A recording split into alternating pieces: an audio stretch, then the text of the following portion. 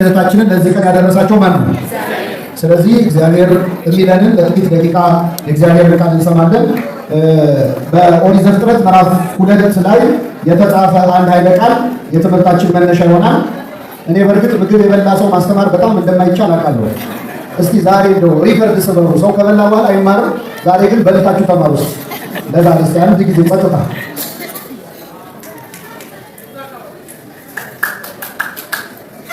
እሺ ከኔ ጋር በሉ። ሁለቱም አንድ ስጋ ይሆናሉ። አዎ በኦሪት ዘፍጥረት ምዕራፍ 2 ላይ የመጀመሪያውን ጋብቻ እግዚአብሔር ለአዳምና ለሔዋን ከመሰረተ በኋላ በኦሪት ዘፍጥረት ምዕራፍ 2 ላይ የምናገኘው ስለ ጋብቻ የመጨረሻው ቃል ሁለቱም ስንት ስጋ ይሆናሉ። እኔ ይህንን ቃል መነሻ አድርጌ 3 ቁም ነገሮች ነግሬያቸው እወርዳለሁ። የመጀመሪያው የጋብቻ መስራቹ ለባል ሚስትን፣ ለሚስት ባልን የሚሰጠው የሚያዘጋጀው ማን ነው? በኦሪት ዘፍጥረት ምዕራፍ 1 ላይ እግዚአብሔር በመጀመሪያ ሰማይንና ምድርን ፈጠረ ብሎ ይጀምራል። እግዚአብሔር የፈጠረው ፍጥረት ሁሉ መልካም እንደሆነ አየ። እንስሳትን ፈጠረ፣ መልካም እንደሆነ አየ። እጽዋትን ፈጠረ፣ መልካም እንደሆነ አየ ይላል።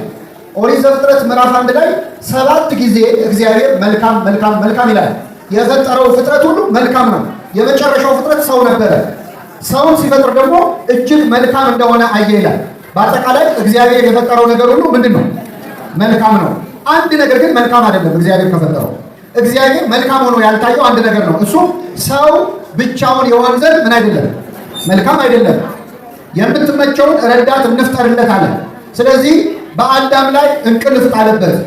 ከአዳም ጎን አንዲት አጥንት አንስቶ ሴት አድርጎ ሰራት፣ ወደ አዳም ማመጣት ይላል። እንግዲህ የመጀመሪያውን ሰርጀሪ የመጀመሪያውን ቀዶ ሕክምና ያደረገው ዶክተር ማን ነው? እግዚአብሔር። በመጀመሪያ በአዳም ላይ ምን ጣለበት? እንቅልፍ። ዛሬ አሁን ሰው ቀዶ ሕክምና ሲደረግ መጀመሪያ ምን ይሰጠው? ማደንዘዣ። ይሄ አሁን የመጣ ቴክኖሎጂ ነው። በነገራችን ላይ የሕክምና ሰዎች ሲናገሩ ድሮ ማደንዘዣ አልነበረም አሉ እና ሰው እጅና እግሩን ታስሮ እያለ ነው አሉ ቀዶ ሕክምና የሚደረግ። አንዳንዴ ነው ህመሙ በጣም ከበዛ መጀመሪያ በሆነ ነገር አናቱን ይሉትና ራሱን ሲስት ነው ቀዶ ሕክምና የሚደረገው። ይሄ ቴክኖሎጂ ሳይመጣ በፊት ግን አነስቴዥያ የሰጠ ሐኪም ማን ነው? በአዳም ላይ እንቅልፍ ጣለበት ይላል። አዳም ተኛ፣ ከጎኑ አጥንትን አንስቶ። ልብ አድርጉ፣ ከእግሩ አላልኩም፣ ከጭንቅላቱ ሳይሆን ከምኑ? ከጎኑ። ሴት የተፈጠረችው ከጎን ነው።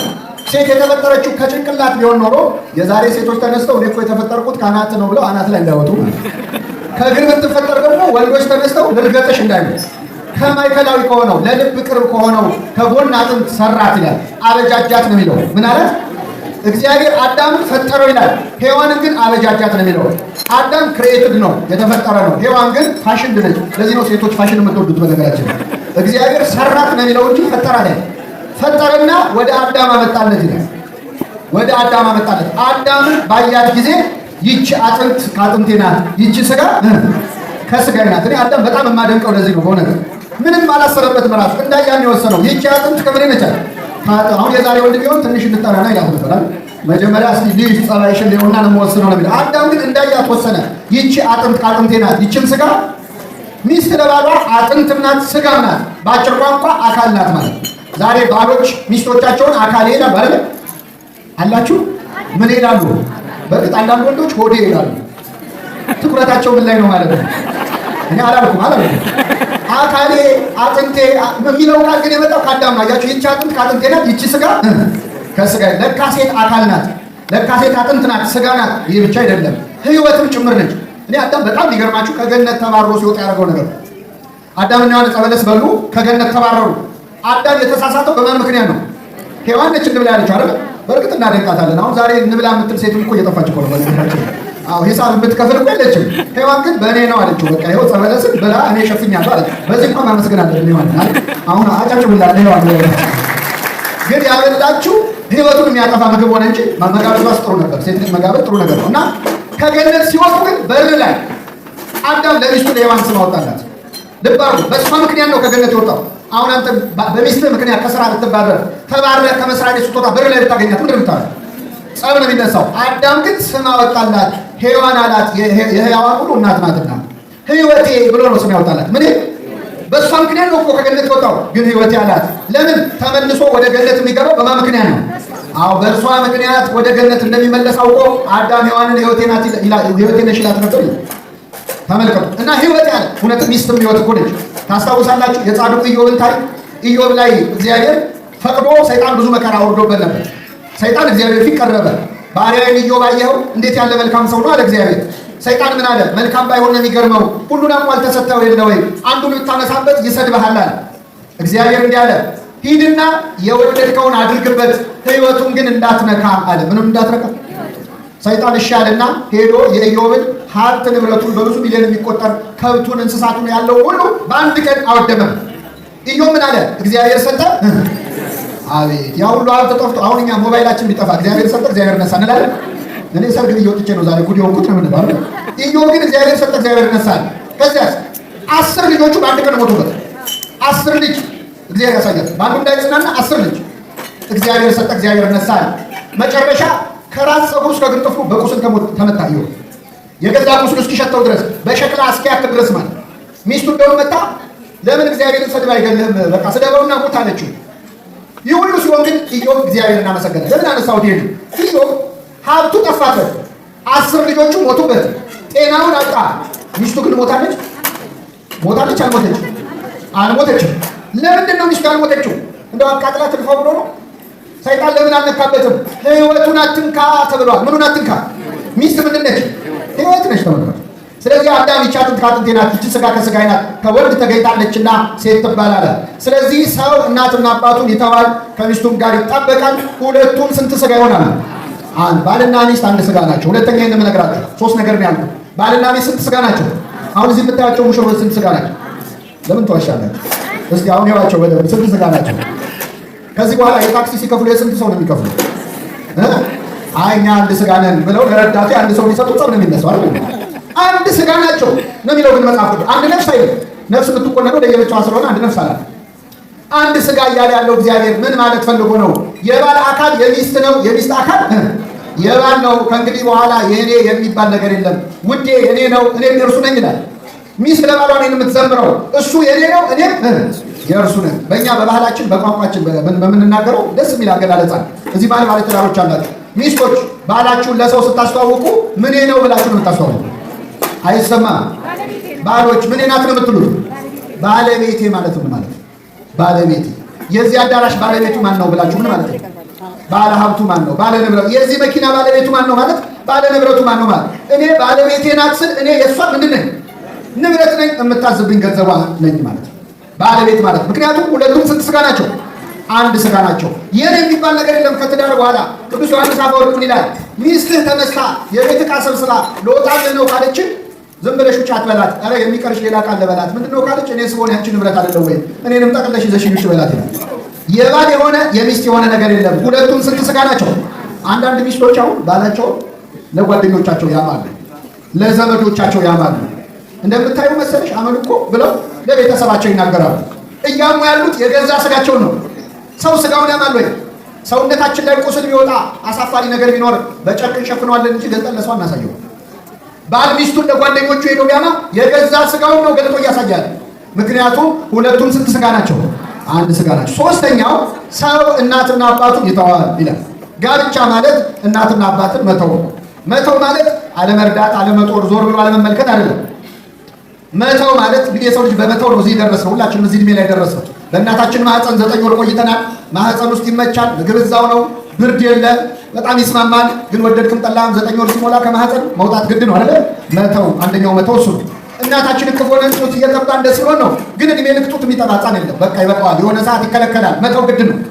ከቤት ትምህርት ቤት ለመሄድ አልቅሰን ነው በግድ ነው ትምህርት የጀመርነው። ትምህርት ቤት ደግሞ ሲያልቅ ቅር እያለ ነው ከትምህርት ቤት የምንወጣው። በእርግጥ የለም ብዙ ቅር የሚለው ሰው እና ስንወጣ በግድ ነው። ይህችንም ዓለም ትተን ወደዛኛው ዓለም እንላለን እንሸጋገራለን። መተው ግዴታ ነው። ሰው እናትና አባቱን ይተዋል፣ ከሚስቱ ጋር ይጣበቃል። ሁለቱም ስንት ሥጋ ይሆናል? የሚተወው አሁን አንድ የአማርኛ ጥያቄ ጠቃችሁ ነው። ሰው እናትና አባቱን ይተዋል ሲል ለወንድ ነው ለሴት? ይተዋል የሚለው አማርኛ ይተዋል።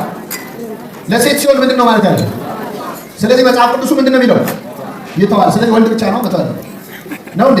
መጽሐፍ ቅዱስ ሙሉ መጽሐፍ ነው። መዝሙረ ዳዊት መዝሙር 44 ላይ ሄዱና የሰርግ መዝሙር የሚል መዝሙር አለ። ፍጻሜው ለእመቤታችን ለቤተ ክርስቲያን ተርጉመን እናስተምረዋለን። አሁን ግን ሰርግ ላይ ስላለን ለባልና ለሚስት ነው የተዘመረው። ነቢየ እግዚአብሔር ዳዊት 44ኛው መዝሙሩ የሰርግ መዝሙር ነው። ልቤ በጎ ነገር አወጣ ብሎ የሚጀምረው ማለት ነው። ከዛ ወረድልና ሙሽሪቱን ይመክራታል። ልጄ ሆይ እስኪ በሉ አንድ ከኔ ጋር ልጄ ሆይ ስሚ እይም። አዎ ይሄ ፍጻሜው ለድንግል ማርያም ሊነገር ይችላል። ንባቡ ግን የሰርግ መዝሙር ነው። ልጄ ሆይ ስሚ እይም። ሚስቶች ባላቸውን መስማት አለባቸው። እዚህ መሀል ያላችሁ ሚስቶችን ነብየ እግዚአብሔር ዳዊት ይመክራቸዋል። ልጄ ሆይ ምን በይ ስሚ። ሚስቶች ስሙ፣ መስማት ብቻ አይደለም እይም ይላል። አንዳንድ ሚስቶች ባላቸው ሲያወራ ሽንኩርት እየከተፉ እሰማሃለሁ ቀጥል የሚሉ ሚስቶች አሉ። ስሚ ብቻ አይደለም ምን በይ አይኑን ይኸው። እኔ ሴት እኮ ነኝ 10 ነገር ባንዴ ያደርጋለሁ እያሉ እንጀራ እያሰፉ የሚያወሩ በኋላ ነገር ነው የሚመጣው። አይናችሁን መታየት አለባችሁ ስታወሩ። ልጄ ሆይ ስሚ እይም። ጆሮሽን አዘንቢ ርሲ ዝለኪ ቤት አውቂ ወገንሽንና የአባትሽን ቤት ምን በይ እርሺ። እሱ ይተዋል እንደተባለ ለሴትም ይተዋል ተብሎላታል። ወገንሽንና የአባትሽን ቤት እርሺ። ንጉሥ ውበትሽን ወዷልና ይላል። ንጉሥ ውበትሽን ወዷል። ንጉሥ የተባለው ባል ነው። እስቲ ሴቶች መልሱልኝ። ባል ምንድን ነው? አይችል እንኳን መልሱ። እስቲ ወንዶች መልሱ። ባል ንጉሥ ነው። ባል ምንድን ነው? ንጉሥ ነው። ባል ንጉሥ ከሆነ ሚስት ምን ትሆናለች? ንግሥት አይደለችም። በጣም ይቅርታ ቅር ቢላችሁ የሚበላችሁ። ባል ንጉሥ ነው፣ ሚስት ግን ንግሥት አይደለች። ልባም ሴት ለባሏ ምንድን ነች? ዘውድ ነች። የምን ንግሥት ነው? ዘውድነት አይደለም እንዴ? አመስግኖች ነው። በጣም ብዙ ፌሚኒስቶች አሉ እዚህ ባል ማለት ነው። ልባም ሴት ለባሏ ምንድን ነች? ዘውድ ነች። ባል ንጉሥ የሚሆነው የሚስት ዘውድ የደፋ ቀን ነው። ዛሬ ወንድማችን የነገሰበት ቀን ነው። እግዚአብሔር የተመሰገነ ይሁን። የነገሰበት ቀን ነው። ዘውድን የደፋው እሷን ነው ዘውድ አድርጎ የደፋው። መጽሐፍ ቅዱስ እንዴት አይነት ድንቅ ነው! አሁን የሴት እኩልነት ምናምን አሁን የሚወራ መሰላችሁ? እግዚአብሔር ነው አክብሮ የፈጠረው። እኩል ወንድና ሴት እኩል ናቸው አይደሉም? የተለያዩ ናቸው። የማይወዳደር ነገር አታወዳድሩ። ከበሮ ከጸናጽል አይወዳደርም። ይወዳደራል? አዎ መቋሚያ ከጸናጽል የተለያዩ ነገሮች ናቸው። ባልና ሚስት የተለያዩ ናቸው። እሱ ንጉሥ ነው፣ እሷ ዘውድ ናት። ባል ራስ ነው። የሴት ራስ ወንድ ነው ሲባል በጣም ብዙ ሴቶች እናደርጋል። ሴት እግር ናት የተባለ ስለሚመስላችሁ ነው። የሴት ራስ ወንድ ነው። የቤተ ክርስቲያንም ራስ ክርስቶስ ነው። የክርስቶስም ራስ እግዚአብሔር አብ ነው የሚለው። አብ ከወልድ ይበልጣል አይበልጥም? ራስ ነው ማለት የበታች ነው ከስር ያለው ማለት አይደለም። ባል ራስ ነው፣ ሚስት አካል ናት። እኔ አሁን አንገቴ ቢቆረጥ ቆሜ መናገር እችላለሁ? አልችልም። የተቆረጠ አንገት ማለት ነው። ባል ያለ ሚስት ማለት ራስ ነው ማለት። ሚስት ረዳት ናት ሲባል እንደው ከስር አደልገ ገረድ የምትሆን የሚመስለው ሰው አለ። ሚስት ረዳት ናት። አዎ፣ ግን ነብዩ እግዚአብሔር ዳዊት ምን አለ? እግዚአብሔር ረዳቴ ነው አለ። እግዚአብሔር ምኔ ነው? የኔ የበታች ነው ማለት አለ። እና ይህንን ቃል ኪዳን የሰጠው እግዚአብሔር ነው። ቃል ኪዳናቸውን ያጽናላቸው። የአብርሃም የሳራ ጋብቻ አድርገው ይህን ተናግሬ ነው ረዱ ወይስ ይምቀል? የማና የማ ጋብቻ አድርግላቸው? የአብርሃም የሳራ ጋብቻ ለምንድን ነው የሚባለው? እቺ ተናግሬ ነው ረዱ። የአብርሃምና የሳራ ጋብቻ እንደዚህ ዲኮር ምናምን ነበረው? አበባ ነበረው? ሰርግ ሁሉ ማድረጋቸው አልተጻፈም መጽሐፍ።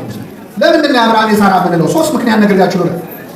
አንደኛው አብርሃም ዘመዶችን ትተህ ውጣ ሲባል የትንም ሄደው ሳይል ጨርቄን ማቄን ሳይል ሲወጣ አብርሃምን ድህነቱን ሳትንቅ የተከተለችው እናታችን ሳራ ነበረች። በጣም ይገርማል።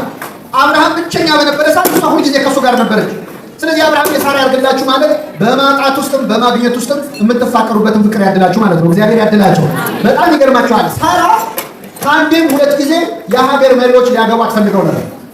የግብፅ ንጉሥ ፈርዖን፣ የጌራራ ንጉሥ አቤሜሌክ ካላገባዋት ብለው ዳሃውን አብርሃምን መርጣን የተከተለች። በጣም ይገርማል። አሁን በዚህ ዘመን እስቲ በዚህ ዘመን አንዲት ሴት ባሏ ዳሃ ሆኖ የሀገር መሪዎች ሊያገቧት ጥያቄ የሚጠይቁ ጠቅላይ ሚኒስትር፣ ፕሬዚዳንቶች ላገባሽ ቢሉ አይ ዳሃው ባሌ ይሻለኛል ትላለች ትላለች። አንዴ ትላለች፣ ሁለቴ ትላለች። እምትጥበር ሁለተኛው ላይ እኔ ሳስበው የሚመስለኝ ሁለተኛው ላይ መጀመሪያ አየው ከዚህ በኋላ አንተም ትረዳኛለህ ባይ ለውጥ የለህም ለአንተም ላሳንፍ ልግጥ እማይሉ እናቶቻችን ግን አሉ። አመስግኗቸው በእውነት እማይሉ አሉ። ሳራ ግን ዳሃውን አብርሃምን ተከትላ 2 የሀገር መሪ ጥላ ማለት ነው ተከትላ። አብርሃም ሲዋዛ ሰው መሰላችሁ? ሳራ ሳትወልድ 90 ዓመት የታገሳል። 90 ዓመት እስኪሞላ ድረስ የታገሰ ከሚስቱ ይወልዳል ይባላል። እግዚአብሔር ለአብርሃም መጨረሻ ሰጠው ልጅ። እሷን ደግሞ መታገስ አቃታት። ከገረዷ እንዲወልድ ስታስቸግረው እሺ ብሎ ወለደ። ልክ ስትወልድ ገረዲቱ ደግሞ እንደ መሬት ሲያረጋት አስወጣልኝ ልጇንም አስወጣልኝ። ሲሰቃይታ የምን መሳቅ ነው? የሰዓት ነው መሳቅ ያለበት። ይውጣልኝ አለ፣ አስወጣልኝ። እንደ አብርሃም አይነት ባል ያድርግ ወንድማችን፣ እንደ ሳራ አይነት ሚስት ያድርግሽ እግዚአብሔር። የአብርሃምና የሳራ ማለት ትልቅ ምርቃት። 3ኛው የአብርሃም የሳራ ያድርግላቸው የምንለው ለእነሱ ብለን ሳይሆን ለራሳችን ነው። ለምን ካላችሁ እኔ አንዲት ወጣት እሑድ ቤተክርስቲያን እየሄደች ትጸልያለች፣ ትሳላለች። እግዚአብሔር ሆይ እባክህ ባል ስጠኝ ትላለች። ባል ስጠኝ ትላለች። ሳምንት ትጠብቃለች፣ ምንም የለም። አሁንም ሄዳ ትሳላለች፣ ባል ስጠኝ። ጸሎቷ አልተሰማም። መጨረሻ ላይ ሄደችና ጸሎቷን አስተካከለች። እግዚአብሔር ያለች በቃ ትቼዋለሁ፣ ለእኔ ባል አትስጠኝ፣ ለእናቴ ግን ጥሩ አማች ስጣታለች። የተሳለችው ለማንማውንስ ዞሮ ለራሷ ነው። የአብርሃም የሳራ ያድርግላችሁ ማለት አብርሃምና ሳራ ቤት ገብቶ ሳይበላ የሚወጣ እንግዳ አልነበረም። አብርሃምም ሳራም አስተናጋጆች ነበሩ። ሥላሴ ቤታቸው እስኪገቡ ድረስ ለመጣ ለሄደ ሁሉ ምግብ ያበሉ ነበር። ስለዚህ አብርሃም የሳራ ያድርግላችሁ ማለት ቤታችሁ ገብተን ሳንበላ አንውጣ፣ ቤታችሁ ገብተን እንስተናገድ ማለት ነው። ቤታቸውን ትዳራቸውን የአብርሃም የሳራ ያድርግልን። የሰማነውን በልቡናችን ያሳርፈን።